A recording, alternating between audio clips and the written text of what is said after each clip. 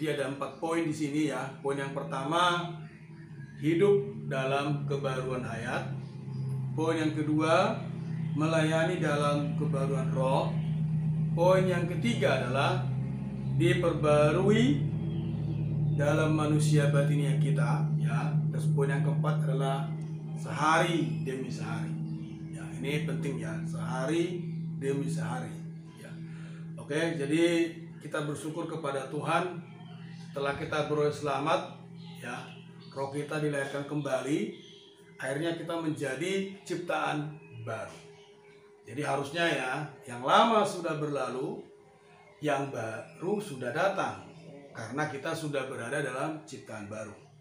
Tetapi dalam pengalaman kita, setelah kita dilahirkan kembali, ya, hidup kita itu masih campur aduk, ya. Kita kadang-kadang masih dalam keadaan lama, dalam ciptaan lama, dan juga kita mungkin masih kurang juga dalam ciptaan baru, dalam keadaan baru. Nah, karena itu berita ini kita perlukan, ya. Jadi saudari, saya dikatakan kita perlu hidup atau berjalan dalam kebaruan hayat. Artinya sehari demi sehari kita harus segar, ya. Kita harus baru, ya. Terus yang kedua, kita perlu melayani dalam kebaruan roh. Roh yang di sini adalah roh kecil, ya. Roh kita, roh yang telah dilahirkan kembali, ya. Jadi saudari, untuk memahami dua perkara ini, hidup dalam kebaruan hayat, melayani dalam kebaruan roh, kita perlu mengenal apa itu manusia lahiriah, apa itu manusia batinia, ya. Manusia lahiriah yaitu manusia lama kita, ya. Organnya adalah tubuh fisik kita, tetapi jiwa kita menjadi hayat dan personanya.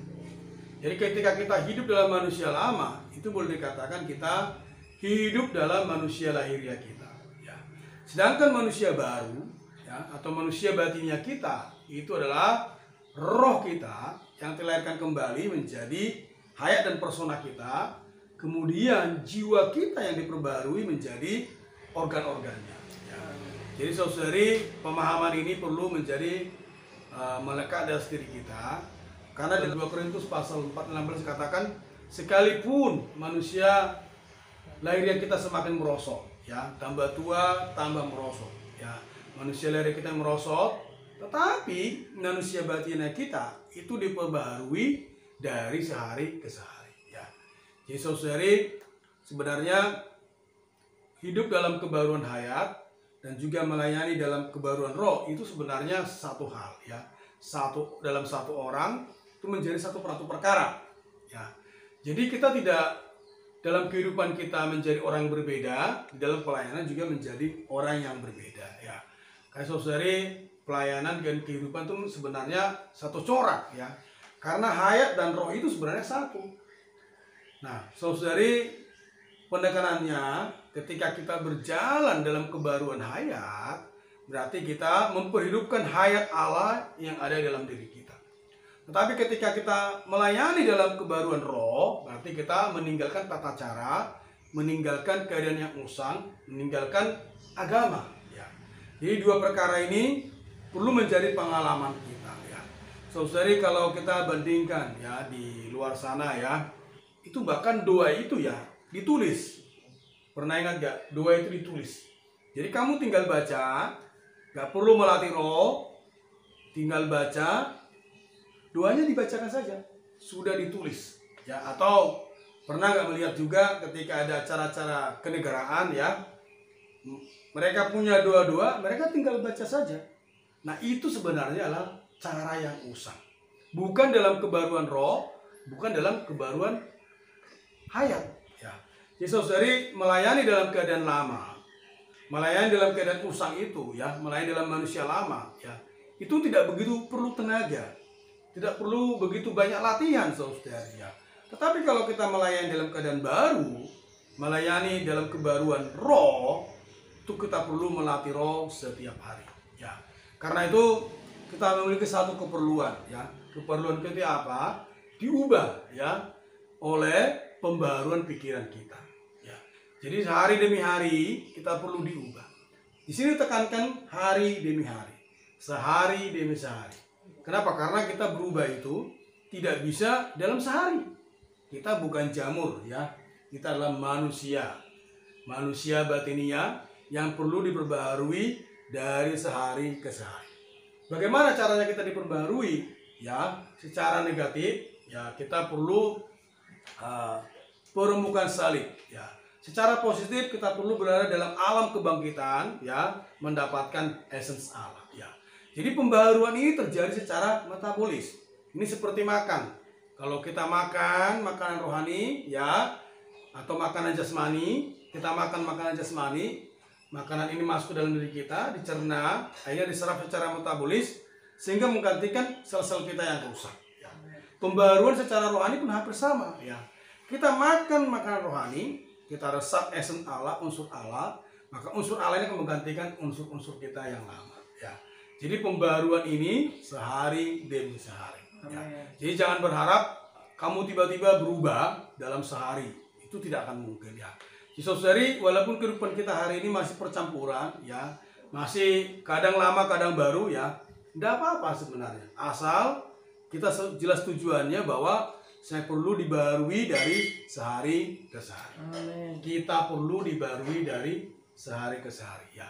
Kita bersyukur kepada Tuhan kita bisa melihat perkara ini ya. Kita berada dalam ciptaan baru ya, bahkan tadi dikatakan di Roma pasal 6 ayat 4 ya. Untuk mengalami kebaruan hayat ini kita perlu diidentikan dengan Kristus. Diidentikan bagaimana? Satu dengan Kristus. Satu dengan kematian dan kebangkitan Kristus. Ya, terus dari baptisan itu sangat luar biasa. Jangan menganggap remeh baptisan ya. Kelihatannya di luar kita cuma dicelupkan ke dalam air ya. Tetapi sebenarnya secara rohani kita itu dicelupkan ke dalam air kematian, dibangkitkan satu dengan Kristus. Ya. Semoga kita melihat makna baptisan itu.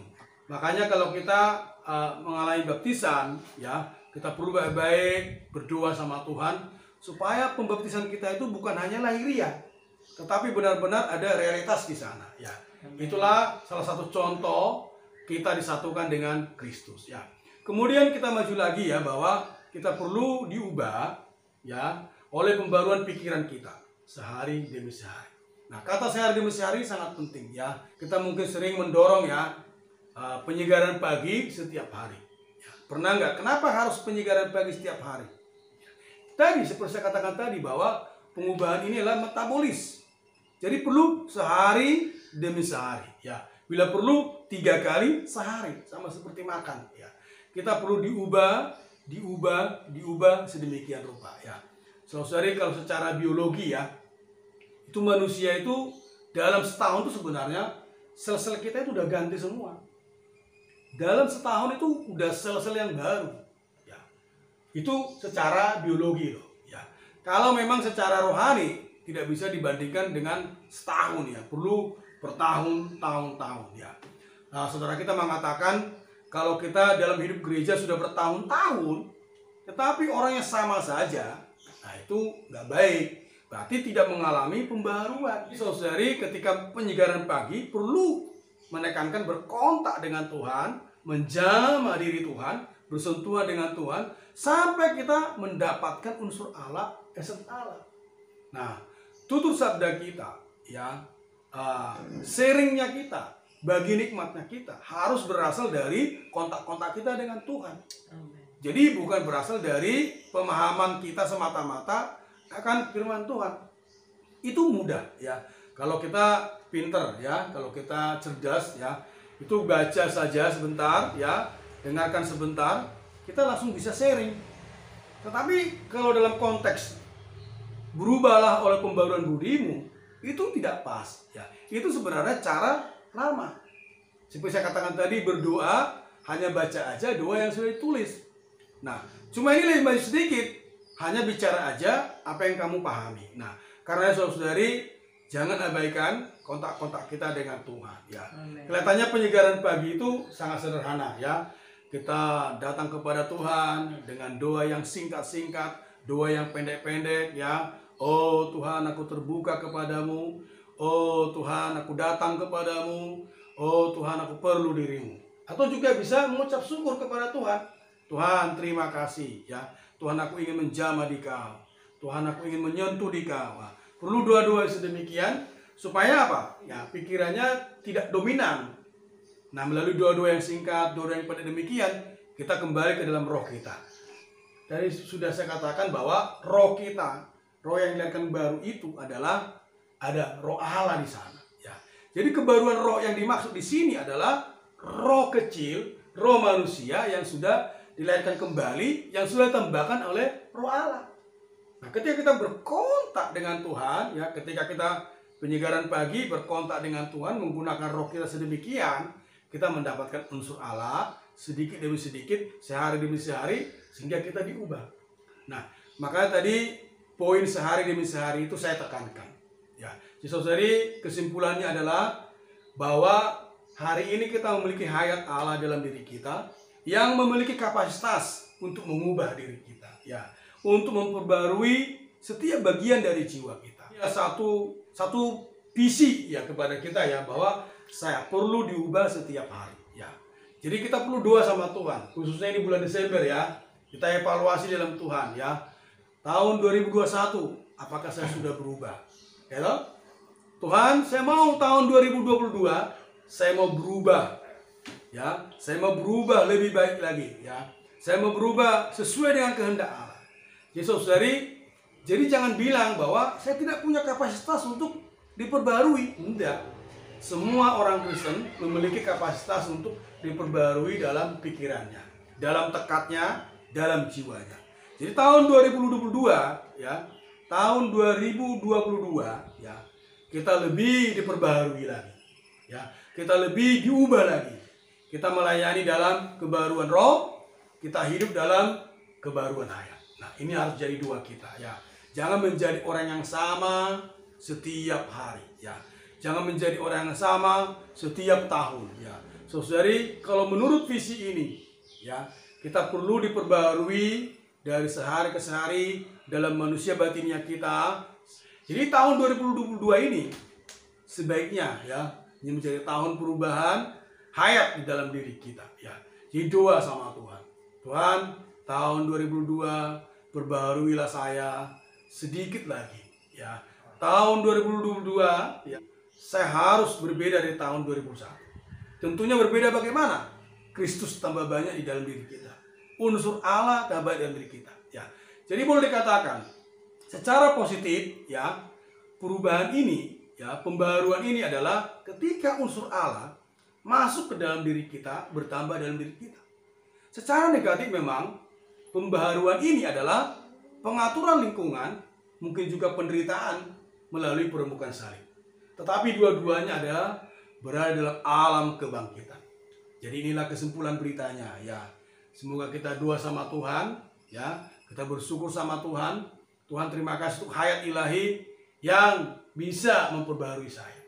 Terima kasih Tuhan ya, untuk pembaharuan sehari demi sehari. Nah, kalau kita melihat berita ini ya, kita bersyukur kepada Tuhan. Tuhan Yesus, terima kasih Tuhan. Kami bersyukur kepadamu. Tuhan, kami memiliki hayat Allah. Kami bisa Tuhan diperbarui dari sehari ke sehari. Tuhan, dapatkanlah kami ya Tuhan. Dapatkan saudari seluruh raya ini. Oh, setiap hari perbarui ya Tuhan. Supaya kelak Tuhan tahun 2022 ini kami makin serupa denganmu. Terima kasih Tuhan. Amin. Terima kasih Tuhan. Amin. Dapatkan diri kami. Amin. Perbarui kami Tuhan. Tuhan Yesus. Supaya penghidupan kami. Amin. Terus dibarui dari hari ke hari. Amin. Hidup di dalam kebaruan hayat. Amin. Dalam kebaruan roh. Amin. Dalam persembahkan anak-anak kami. Amin. Dalam keluarga kami. Ya Tuhan. Oh Tuhan, di tahun ke depan. Amin. Oh, terus bisa memperhidupkan dirimu. Amin. Di dalam kebaruan hayatmu. Amin. Oh, sehingga Tuhan Yesus mendapatkan keluarga kami. Amin. Bisa terbangun dengan kaum saleh yang lain. Amin. Terima kasih Tuhan. Terima kasih Tuhan. Amin.